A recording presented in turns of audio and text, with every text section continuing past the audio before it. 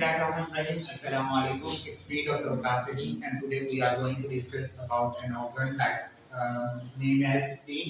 तो हम देखेंगे कि स्प्लीन क्या है, स्प्लीन का फंक्शन क्या है, और स्प्लीन में अगर कोई प्रॉब्लम हो जाता है तो उससे हमें सिम्टम्स कैसे मिलती हैं और उसका ट्रीटमेंट हम किस तरह से कर सकते हैं। ठीक है, तो स्प्लीन जो है वो हमारी बॉडी में एक ऐसा ऑर्गन है जो कि एक स्टोर हाउस का काम कर रहा है, या फिर वो क्या काम कर रहा है कि एक फैक्ट्री है जो कि क्या कर रही है, रिसाइकलिंग का काम कर रही है। ठीक है, तो हम इसमें देखेंगे कि स्प्लीन की एक्चुअल डेफिनेशन क्या है, उसमें क्या कुछ वर्ड है, वो सारी चीजें हम देखेंगे और उसके बाद हम काजेस, सिम्टम्स, ट्रीटमेंट, ठीक है, और इसकी फिजियोलॉजी वगैरह हम सब देखेंगे। सबसे पहले हम एनाटॉमी में डेफिनेशन को देख लेते हैं कि डेफिनेशन इसकी क्या है। स्प्लीन जो है उसकी वो दिखता कैसा है, वो है शू लाइक, मतलब स्प्लीन कैसा है जिस तरह से शू की अरेंजमेंट है।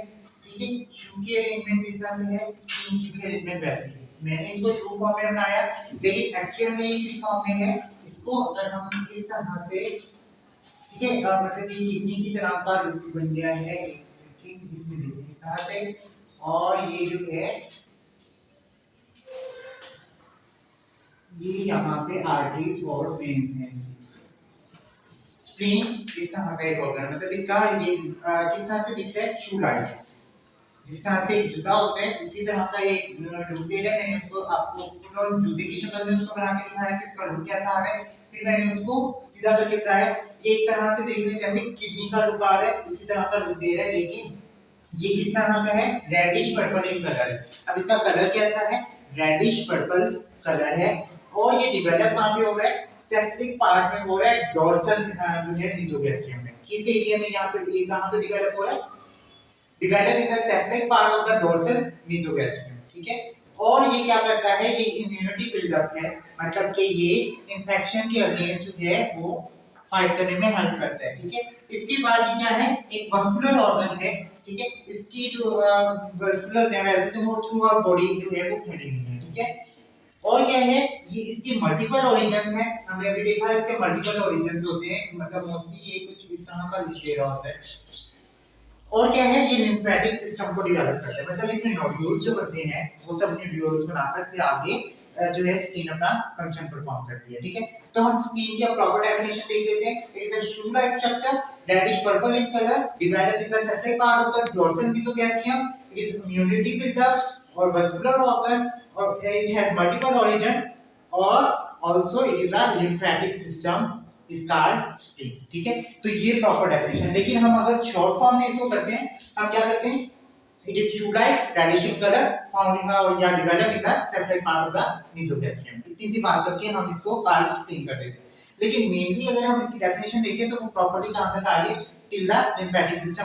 हम इसको माइंड में रखेंगे ताकि इसमें हमें हर पॉइंट क्लियर हो जाए। What is this, how it look, और वेयर इट फाउंड, और हाउ इट परफॉर्म फंक्शन।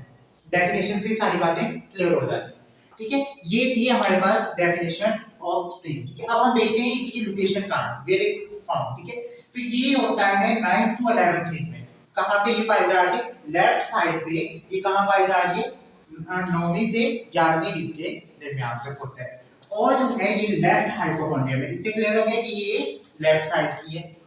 ठीक है, एपिगैस्ट्रियम पार्ट में भी ये थोड़ी सी लाई करती है। कहां पे लाई करती है, एपिगैस्ट्रियम पार्ट में। ठीक है, और ये क्या है कि ये दिखती कैसी है, कहां पे इसका है, ये between the fundus of stomach and diaphragm. कहां पे पाई जा रही है, हमने ये भी देख लिया कि ये कहां पे पाई जा रही है, 9वीं से 11वीं रिब के दरमियान पाई जा रही है।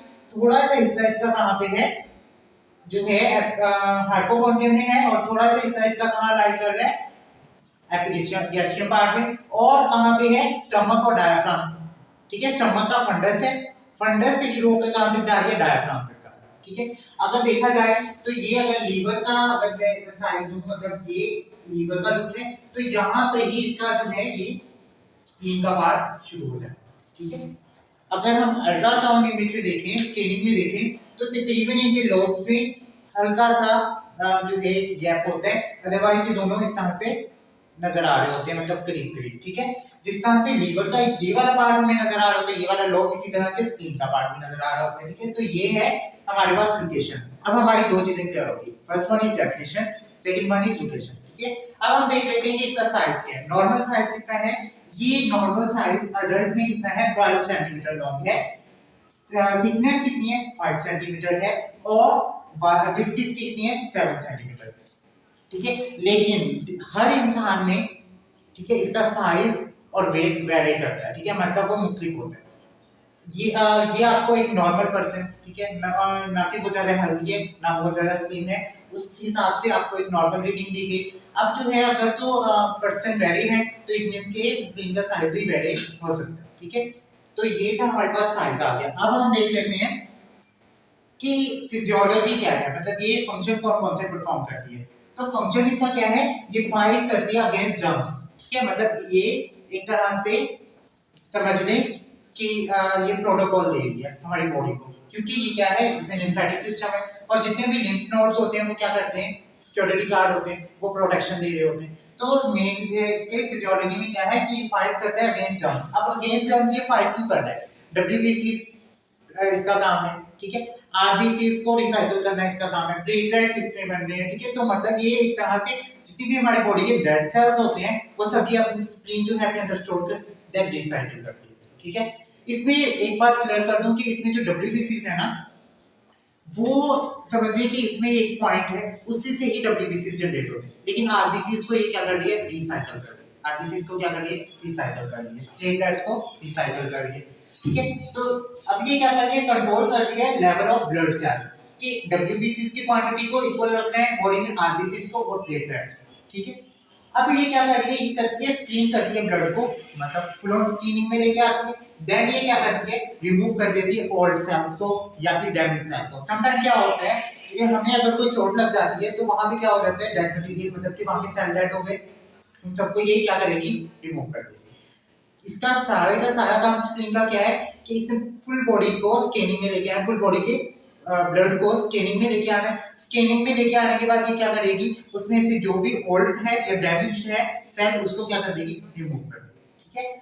नेक्स्ट क्या है कि ये कभी-कभी क्या करती है, हेल्दी ब्लड सेल को रिमूव कर देती है। अब ऐसा क्यों कर रही है, हमने तो अभी तक यही पढ़ा कि ये नॉर्मल जो ओल्ड या डैमेज सेल है उनको रिमूव कर रही है। अब हेल्दी को कब कर रही है, हेल्दी को इन दैट केस करी है जब इसमें कोई डिफेक्ट आ गया या कोई प्रॉब्लम आ गई। अब जब कभी कोई प्रॉब्लम आएगा या कोई डिफेक्ट आएगा तो ये हेल्दी सेल्स को भी रिमूव कर देगी। अब जब ये हेल्दी सेल्स को रिमूव करेगी, अगर आरबीसीज को रिमूव कर रही है तो हमारी बॉडी में आरबीसीज की कमी हो जाएगी। इससे हमें क्या होगा, वीकनेस, ठीक है, एनीमिया जैसी प्रॉब्लम आ सकती है।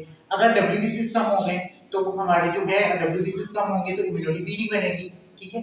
प्लेटलेट्स कम हो गए, क्लॉटिंग नहीं होगी। तो मतलब ये हो गया कि हेल्दी ब्लड सेल को कभी रिमूव कर रही है, जब स्प्लीन अपने साइज में या तो बढ़ रही है या कम हो रही है या इसमें कोई भी प्रॉब्लम आ चुका है, वो एक्सटर्नल है या इंटरनल है, वो हम आगे इंशाल्लाह डिस्कस करेंगे। अब क्या हुआ, जब ये हेल्दी ब्लड सेल्स को रिमूव कर रही है तो उसके नतीजे में क्या हो रहा है, एनीमिया हो रहा है, इन्फेक्शन रिस्क बढ़ रहा है, क्योंकि ये इम्यूनिटी बिल्डअप करती है, मतलब कि ये अगेंस्ट फंक्शन जो है अगेंस्ट इन्फेक्शन अपना फंक्शन परफॉर्म करती है। फिर जो है डब्ल्यूबीसीज की तादाद कम हो जाएगी, ब्लीडिंग हो सकती है, ठीक है, ब्लीडिंग होने की वजह से भी एनीमिया वगैरह जैसा मसला हो सकता है। ये हमें इसकी फिजियोलॉजी का पता चल गया। अब हमने क्या पढ़ लिया कि इसमें कहीं ना कहीं डिफेक्ट आ गए। अब डिफेक्ट जब आ रहा है तब हमारे पास क्या आ गए, सिम्टम्स आ रहे हैं। वो सिम्टम कैसे हैं, एब्डोमिनल पेन होगा, मतलब इसके क्या होता है, बैक साइड पे पेन होना शुरू हो जाता है।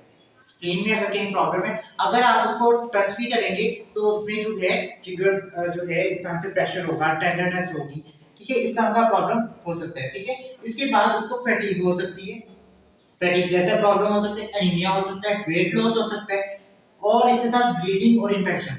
अभी हमने ये जितना भी टॉपिक पढ़ा उसमें यही सारी चीजें डिस्कस की थी हमने, ठीक है। तो मतलब ये सिम्टम भी उसी से रिलेट होती हुई हमें मिलेंगे। एब्डोमिनल पेन आ गया, वेट लॉस हो जाएगा, क्योंकि जब आरबीसी डब्ल्यूबीसी प्लेटलेट्स प्रॉपर्ली अपना जो है वो तादाद में नहीं होंगे, वो अपना फंक्शन सही से स्प्लीन परफॉर्म नहीं करेगी, कमी आ जाएगी, तो वेट लॉस कॉमन सी बात, ठीक है। तो ये हमारे पास कुछ इस तरह की सिम्टम्स आती है नॉर्मली, ठीक है। इसको क्या कहा जाता है, समटाइम हम कह देते हैं लंबर पेन हो रहा है या किडनी पेन हो रहा है, तो इस तरह से नहीं है। इसका क्या होता है, 11th रिब के बैक साइड पे पेन स्टार्ट होता है। किडनी पेन हमें फ्रंट टू बैक दोनों तरफ होता है, ठीक है। इसमें क्या हो रहा है कि सिर्फ बैक पेन हो रहा है 11th रिब के तकरीबन पास, ठीक है, और छूने से भी दर्द होता है। इसमें हमें बाकायदा अगर हम इसको टच करके देखें, हमें बाकायदा स्प्लीन का साइज जो है वो बढ़ा हुआ फील होगा। ठीक है, इसके बाद हम चलते हैं जिसको हम बड़े हुए साइज को स्प्लीनोमेगली भी कह देते हैं। ठीक है, ये एक टर्म यूज होती है स्प्लीनोमेगली। अब हम देख लेते हैं कि इसके काजेस क्या हैं, कि अगर ये प्रॉब्लम आ रहे हैं, जिस तरह की सिम्टम्स हमें आ रहे हैं, तो उसके पीछे काजेस क्या हैं। वजूहात क्या है कि स्प्लीन अपना एक्शन जो है या अपना फंक्शन जो है वो प्रॉपर्ली नहीं कर पा रही है। तो उसके लिए होता है बैक्टीरियल अटैक अगर हो गया, बहुत ज्यादा बैक्टीरियल इन्फेक्शन हो गया अगर हमारी बॉडी में, तब क्या होगा, स्प्लीन अपना फंक्शन परफॉर्म नहीं करेगी। ठीक हो गया। इसके बाद कंजेशन जैसी कंडीशन हो सकती है। ठीक है, अब क्या है, मेटाबॉलिक डिसऑर्डर्स भी हो सकती हैं। फिर क्या हो सकता है, पैरासाइटिक इन्फेक्शन भी हो सकता है, हमारी बॉडी में पैरासाइट्स भी हैं।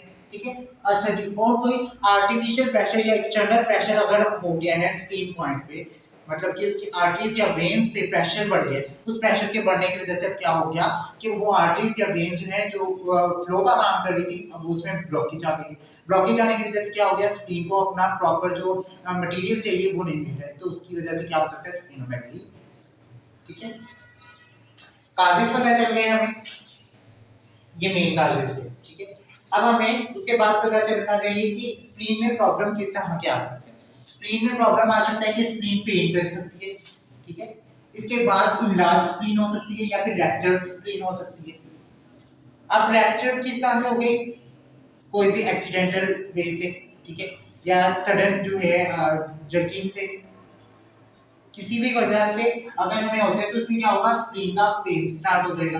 ठीक है, अब स्प्लीन पेन कब करेगी, अगर वो स्प्लीनोमेगली वाली कंडीशन में जा रही है तब भी वो पेन करेगी। प्रेशर अगर उस पे आ गया है, कासेस में हमने देखा था प्रेशर वगैरह जैसा मसला आ गया, पैरासाइटिक इन्फेक्शन आ गया, बैक्टीरियल इन्फेक्शन आ गया, तो उसमें क्या होगा कि साइज उसका बढ़ जाएगा। तो मतलब कि स्प्लीन का पेन हो सकता है, इनलार्ज स्प्लीन हो सकता है, रैप्टेड स्प्लीन जो है वो भी हो सकता है, क्योंकि अगर बैक्टीरिया से अटैक करेंगे तो वो स्प्लीन की लेयर को क्या करना स्टार्ट कर देंगे, डिस्ट्रॉय करना स्टार्ट कर देंगे, तो उसकी वजह से रैप्टेड स्प्लीन हो सकती है। ठीक है, इसके अलावा एक्सीडेंटल बताया गया आपको, इसकी वजह से ये मसला हो सकता है।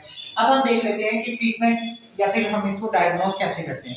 अगर तो किसी को स्प्लीन का प्रॉब्लम हो गया तो हम मेनली क्या एमआरआई वगैरह या फिर लेप्रोस्कोपी वगैरह करवाते हैं। ठीक है, अब लेप्रोस्कोपी क्या कंडीशन है, एक तरह का ऑपरेशन होता है जिसमें क्या करते हैं कि होल किए जाते हैं, एब्डोमिनल होल होते हैं। ठीक है, उनके थ्रू क्या किया जाता है कि कैमरा को इंसर्ट किया जाता है, ठीक है, या ट्यूब को इंसर्ट किया जाता है, और उसमें जाके अगर तो स्प्लीन में कहीं पे प्रॉब्लम है या कोई प्रेशर की वजह से, वहां पे दबाव की वजह से ब्लॉकेज आ रहा है, उसको कवर किया जाता है। ठीक है, उसको ठीक किया जाता है। जिस तरह से हार्ट में क्या हो जाता है कि अगर ब्लॉकेज आती है तो वहां पे हम लोग यही करके लेप्रोस्कोपी जैसा मेथड यूज करके हम क्या करते हैं, हार्ट की ब्लॉकेज को ठीक करते हैं। इसी तरह से लेप्रोस्कोपी में क्या होता है कि अगर स्प्लीन में ब्लॉकेज वगैरह आ रही है तो कैमरा के जरिए से हम सारी ऑब्जर्वेशन करने के बाद उसको ट्रीट करते हैं। ठीक है, लेप्रोस्कोपी ये कंडीशन। नेक्स्ट है ओपन सर्जरी।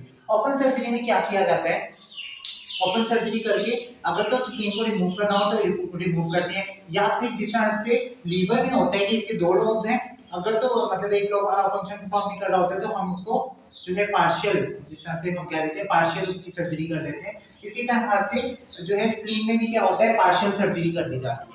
मतलब कि जरूरी नहीं होता कि उसको पूरे को ही जो है डिस्ट्रॉय किया जाए या पूरे को ही रिमूव कर दिया जाए। उसका क्या किया जाता है, एक पार्ट जो कि ज्यादा खराब हुआ होता है या ज्यादा इन्फेक्टेड हुआ होता है उसको निकाल दिया जाता है, बाकी स्प्लीन को रहने दिया जाता है ताकि थोड़ा फंक्शन परफॉर्म होता है। अगर तो स्प्लीन रिमूव कर देते हैं तो फिर मतलब कि हमारी बॉडी में इन्फेक्शन काज हो जाएगा। ठीक है, बहुत ज्यादा रिस्क बढ़ जाएगा हमारी बॉडी में इन्फेक्शन का। अच्छा जी, एनीमिया जैसा प्रॉब्लम हो सकता है। हमारी जो है आरबीसी डब्ल्यूबीसी प्लेटलेट्स जो है ये अपने जो एक इसकी क्वांटिटी है जो कि लिमिटेड क्वांटिटी या उसमें नहीं बनेंगे या कम या ज्यादा हो जाएंगे, तो इट मींस कि हमारी बॉडी में क्या हो जाएगा, प्रॉब्लम स्टार्ट हो जाएगा। ठीक है, अच्छा जी, इस तरह की ट्रीटमेंट इसमें भी क्या किया जाता है, बैक्टीरियल जो है एंटीबायोटिक मेडिसिन वो दी जाती हैं ताकि क्या हो सके,